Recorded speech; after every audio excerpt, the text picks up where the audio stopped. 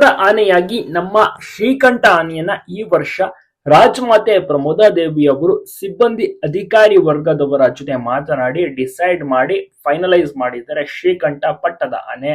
ಹೌದು, ನಿನ್ನೆ ರಾಜಮಾತೆ ಪ್ರಮೋದಾದೇವಿ ಅವರು, ಯದುವೀರ್ ಒಡೆಯರ್ ಅವರು, ತ್ರಿಷಿಕಾ ದೇವಿ ಅವರು, ಕುಟುಂಬಸ್ಥರು ಎಲ್ಲರೂ ಕೂಡ ಆನೆಗಳನ್ನ ಸಾಲಾಗಿ ನಿಲ್ಲಿಸ್ತಾರೆ. ಈ ಒಂದು ಸೆಲೆಕ್ಷನ್ ಪ್ರೊಸೆಸ್ ನಲ್ಲಿ ಗೋಪಿ ಸೇರಿದಂತೆ ಕಂಜನ್, ಏಕಲವ್ಯ ಮುಂತಾದ ಆನೆಗಳು ಕೂಡ ಭಾಗಿಯಾಗಿದ್ದವು. ಧನಂಜಯ ಕೂಡ ಭಾಗಿಯಾಗಿದ್ದ. ಅದರಲ್ಲಿ 2 ಆನೆನ ಫೈನಲೈಸ್ ಮಾಡ್ತಾರೆ. ನಿಶಾನೆ ಆನೆಯಾಗಿ ಪಟ್ಟದ ಆನೆಯಾಗಿ ನಮ್ಮ ಶ್ರೀಕಂಠ ಫಸ್ಟ್ ಟೈಮ್ ಬಂದಿರುವ ಒಂದು ಆನೆಯಾದ್ರೂ ಕೂಡ ತುಂಬಾ ಒಳ್ಳೆ ರೆಸ್ಪಾನ್ಸ್ ಇದೆ. ಮತ್ತೆ ರಾಜಮಾತೆ ಪ್ರಮೋದಾದೇವಿ ಅವರಿಗೆ ಈ ಒಂದು ಆನೆ ಮೇಲೆ ವಿಶೇಷವಾದಂತ ಒಂದು ಪ್ರೀತಿ ಇದೆ. ಏಕೆಂದರೆ ಹೆಸರಲ್ಲೇ ಇದೆ ಅವರ ಮನೆತನದ ಹೆಸರು, ಅವರ ಕುಟುಂಬಸ್ಥರ ಹೆಸರು. ಆದ ಕಾರಣ ಖಾಸಗಿ ದರ್ಬಾರ್ ಪೂಜೆ ಕೈಂಕರ್ಯಗಳು ಮತ್ತೆ ನವರಾತ್ರಿ ಪೂಜೆಗಳಲ್ಲಿಯೂ ಕೂಡ ಈ 2 ಆನೆಗಳು ಪ್ರತಿದಿನ ಕೂಡ ಪೂಜೆಯಲ್ಲಿ ಭಾಗಿಯಾಗ್ತವೆ. ಶ್ರೀಕಂಠ ಎಸ್ಪೆಷಲಿ ತುಂಬಾ ಚೆನ್ನಾಗಿರುವಂತಾನೆ, ಒಳ್ಳೆ ರೆಸ್ಪಾನ್ಸ್ ಇದೆ.